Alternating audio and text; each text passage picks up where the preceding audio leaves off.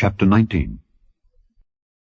When the Lord thy God hath cut off the nations whose land the Lord thy God giveth thee, and thou succeedest them, and dwellest in their cities and in their houses, thou shalt separate 3 cities for thee in the midst of thy land, which the Lord thy God giveth thee to possess it.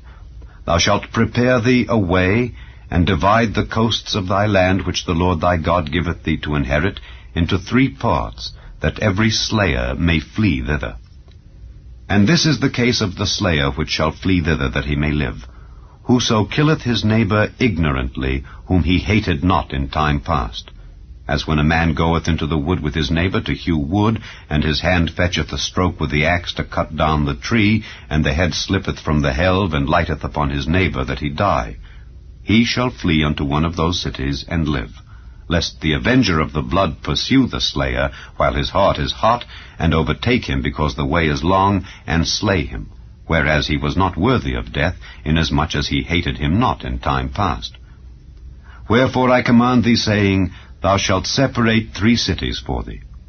And if the Lord thy God enlarge thy coast, as he hath sworn unto thy fathers, and give thee all the land which he promised to give unto thy fathers, if thou shalt keep all these commandments to do them which I command thee this day, to love the Lord thy God, and to walk ever in his ways, then shalt thou add 3 cities more for thee beside these 3, that innocent blood be not shed in thy land, which the Lord thy God giveth thee for an inheritance, and so blood be upon thee. But if any man hate his neighbor, and lie in wait for him, and rise up against him, and smite him mortally that he die, and fleeth into one of these cities, then the elders of his city shall send and fetch him thence, and deliver him into the hand of the avenger of blood, that he may die. Thine eye shall not pity him, but thou shalt put away the guilt of innocent blood from Israel, that it may go well with thee. Thou shalt not remove thy neighbor's landmark, which they of old time have set in thine inheritance, which thou shalt inherit in the land that the Lord thy God giveth thee to possess it. 1 witness shall not rise up against a man for any iniquity or for any sin, in any sin that he sinneth. At the mouth of 2 witnesses, or at the mouth of 3 witnesses, shall the matter be established.